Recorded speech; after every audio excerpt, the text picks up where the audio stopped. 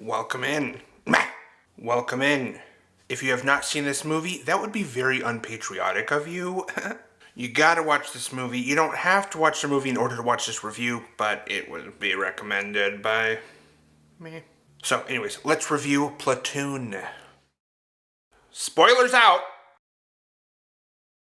Directed by Oliver Stone, who spent 2 years in Vietnam from 1967 to 1968. That's 2 years, guys. And he actually has made a number of movies in relation to the Vietnam War. I think 2 years in Vietnam is like the equivalent of 10 years in any of our recent wars.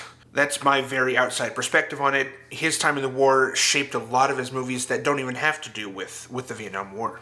This movie stars Charlie Sheen as Chris, our protagonist, Tom Berenger as Sergeant Barnes, the antagonist of the movie. Vietnam movies often portray the leaders as being really bad guys. In most of them, except for We Were Soldiers.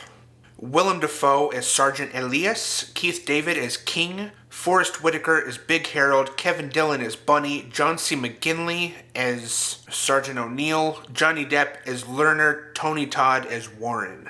You got all those? Okay. Because I'm sure you know all of those people and care. Okay, just cut the crap out of my... We open on a movie quote from the Bible that says, "Rejoice, O young man, in thy youth," as it fades into a military base with trucks and planes moving all around. Even military men are walking in and out of the frame. It's busy right off the bat. We're introduced to our protagonist, who is our eyes and our perspective throughout the entire movie. He watches them pulling dead military men in body bags off of these trailers, and it's not a pretty sight. The date is September of 1967, Bravo Company, 25th Infantry, somewhere near the Cambodian border.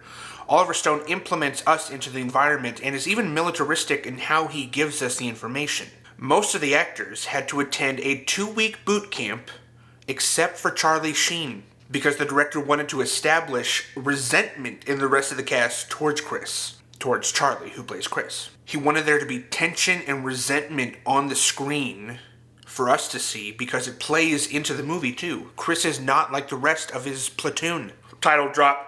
Chris is being eaten alive by ants. He's dehydrated and can hardly walk. Sergeant Elias takes compassion on Chris and chooses to haul his equipment for him, whereas nobody else in the crew would do that. They seem to be looking out for their own hide and nobody else's. They even make Chris, the new guy, dig the trenches for all of them to sleep in. There's an obvious and unwritten chain of command in this group. Turns out Sergeant Barnes has appointed himself leader of the group because the lieutenant is not a leader at all. The company splits off into 2 groups, each with their own missions to accomplish and locations to reach. Dutch breath. The group that Chris is with needs their sleep, so they do so, but they always have one person keeping guard, and they do it in shifts. One guy takes his turn, and then he passes the claymores off to Chris. He does his shift. Then the guy that Chris passes it on to, he falls asleep on his shift, allowing for the Viet Cong to approach them because they're all sleeping. Luckily, Chris wakes up right as the enemy is approaching, and then all hell breaks loose. The American soldiers jump up, start firing back. Now it's a sudden battle. The guy who fell asleep is like, "Chris fell asleep on his shift, guys." And one of the soldiers is wounded and screaming, and Sergeant Barnes covers his mouth, and he's like, "Take the pain." Hear that? Because they cannot risk alerting other enemy in the area. Chris was also grazed in the neck by a bullet. He gets stitched up, and because he fell asleep, or the sergeant thinks he did, he's on latrine duty with a couple other dudes. Since the latrine doesn't have any sewage, men inside the infantry have to take care of the human waste themselves. During this scene is where we learn that Chris volunteered for the military. And the other guys are like, "You did what? You volunteered to be here?" Because pretty much all the other guys got drafted. They have no choice. They have to be there. This can only add to the resentment that they have towards Chris. One thing I know the military is good at is partying, especially in Vietnam. The legal age to drink is 18, not 21. And they're very liberal with what they let their servicemen do in the off hours because they're serving. Partying and letting loose is almost a necessity for them. After all the violence and grit that they're experiencing day to day, it also bonds them because they're all drinking, singing, and dancing with each other. So it creates this brotherly bond that cannot be broken. That's also necessary to them, for them to know that they have each other's back. so that it won't be such a looking out for your own hide type of thing. During the day, as the men are traveling by foot again, they come across a campsite. It's just been abandoned. Even the hot water on the pot is still kind of boiling, so the campsite is fresh. Sergeant Elias even finds one of them that's been left behind, and some of the other men find a booby trap that explodes in their face. I never paid attention to this small moment between Sergeant Barnes and Chris. Right after the two men explode, Sergeant Barnes is kneeling down with a cigarette and a slightly worried face on his face. Chris sees him, and the two share a brief eye contact for a little bit. And then Chris just kind of backs up and walks away, and Sergeant Barnes changes his face from slightly worried to stoic and cold again. He let the mask slip just a little bit and revealed to Chris that he is actually human when he's been trying to portray this emotionless killing machine leader of a person to them. Really interesting moment about a third of the way into the movie. The group keeps moving on, and they find one of their men has been killed and hung to a tree with a note attached to it. By the enemy, obviously. Wouldn't have been, well, this pisses them off. So much so that later that day, American soldiers come across a Vietnamese village full of civilians, and they decide to destroy it. Not only that, but they terrorize the villagers, even to the point that Charlie Sheen hated filming this scene. He had a horrible time filming the village scene, and I'm sure a lot of them did because of what they were portraying. Especially when he's making the autistic boy dance, and he's like shooting at his feet to make him dance and stuff. It's a horrible scene. It's a rough scene to watch. Actually, the autistic boy had a cataract that he couldn't pay for. He couldn't pay for the surgery. This is real life. And Kevin Dillon and I think Charlie Sheen, they pooled their money together to buy this surgery for this kid that he needed because he couldn't buy it. I love that. That probably made them feel better about filming this scene. But before Sergeant Barnes can do any more damage to the village, Sergeant Elias shows up and starts brawling with Barnes. He had no clue that Sergeant Barnes was going to do this to the village and commit these war crimes with zero morals. Elias at least has morals, and we can see this. He can see that this is blatantly wrong and way overboard. The punishment to this village does not fit the crime of them having killed one American soldier. Chris even stops the American soldiers from R-wording a little girl, because he is adopting now this morality that Elias has. Following Sergeant Barnes' lead is not going to cut it. It's making him do things and feel a certain way that makes him feel gross inside. Chris even sobs after he shoots at the boy's feet. I can feel and hear Oliver Stone's heart in this scene when Chris is screaming, "You animals!" at his whole platoon. To me, that's Oliver Stone vicariously saying those words to maybe some of the men that he was in the military with through Chris's character. This is also why we see Chris and Elias talking later that night. There's much more of a natural connection. They have a similar heart. Chris sees himself in Elias, and I think Elias sees that too. The next day, the men experience another ambush, and several of the men get hit and even die. Johnny Depp's character being one of them. Forrest Whitaker's character triggers a booby trap and has his legs blown off. And it was the lieutenant that called in the fire strike during the ambush, but the missiles were dropped on their own guys, which I'm sure is a real thing in war. You give the air pilots slightly wrong coordinates in a fight, and you get a bunch of your own men killed. That's why Sergeant Barnes has been assuming the role of leader this entire time. He even screams at the lieutenant, and the lieutenant's just frozen in shock because of what he's done. He is not a leader.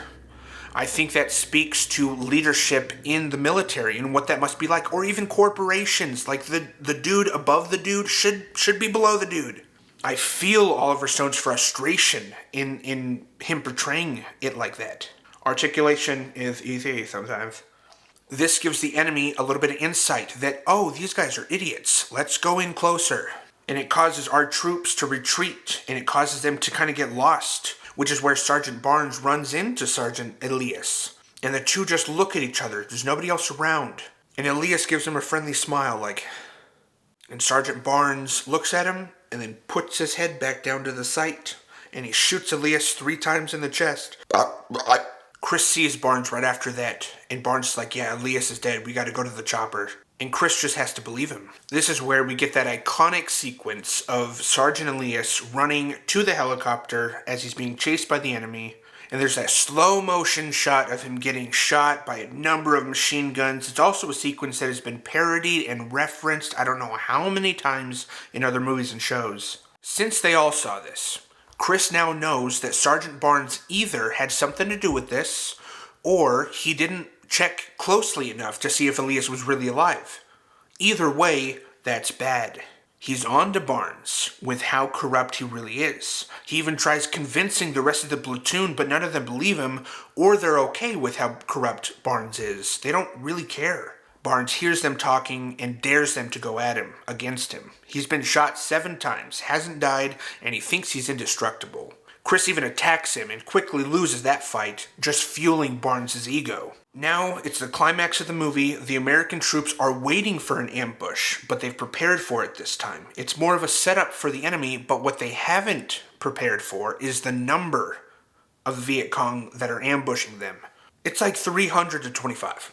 It's not going to end well for their troops, which is why, again, they retreat. Only this time, Chris makes damn sure that Barnes does not retreat with them, does not get on that helicopter. He knows that Barnes deserved to stay here and die just like the rest of the men that he killed. All of the men without morals, they all die in this movie, or cowards in the movie. Chris is one of the few men to make it back on the helicopter, and when he does, he breaks down crying. Everything he's experienced in a few short weeks comes pouring out of him in emotion, and that's where the movie ends. Like I said, Oliver Stone made like an unofficial Vietnam War trilogy, where he tackled the war from multiple different angles. One of the movies is based in Vietnam from their point of view. I think Tommy Lee Jones is in that one. I haven't seen it. And then he made Born on the 4th of July. I haven't seen that one either, but it's with Tom Cruise, where the subject matter actually deals with Vietnam veterans who come home and their treatment from the Americans. Kind of like Rambo. Rambo did that too. But this is one of the first rated R movies that my parents actually allowed me to watch, because the only way that I could watch a rated R movie is if it was dealing with war, because the cuss words in a movie like this are just kind of a given. You know, there's no way I could watch Goodfellas, but Platoon I could watch, which makes sense. It's like a whole thing. But yeah, okay, so I think that's it. That's my review of Platoon. How do you like it? Do you like it? I love Vietnam War movies, which might sound insensitive to anybody that lived it. I don't mean to be. But I just can't believe that people actually did that and that our country put ourselves into that situation when, honestly, the whole Vietnam War could have been avoided by a phone call. Yeah. And it's one of the most tragic wars for our country that we've ever experienced. What's that one movie that I'm thinking of? American... We Were Soldiers, Full Metal Jacket, I'm counting backwards, and a third one. Francis Ford Coppola, Apocalypse Freaking Now, Redux. What are some other Vietnam War movies? The Thin Red Line, is that a Vietnam War movie? I haven't seen that either. But the ones that I just listed on my fingers, love those movies. We Were Soldiers, yeah. Honestly, the documentary Heart of Darkness on the making of Apocalypse Now is more interesting to me than the movie. Because anything and everything went wrong on that set, and the movie turns out incredibly. For some reason, the Vietnam War has always had my attention, and I'm so sympathetic. I haven't met very many Vietnam War veterans, but when I do, I have all compassion for them. To have experienced something so inhumane and still try and be a member of society, I can't even imagine how difficult that must be. So that's my review of Platoon. Thank you guys so much for watching. I will catch you next week. Peace. Oh, like and subscribe.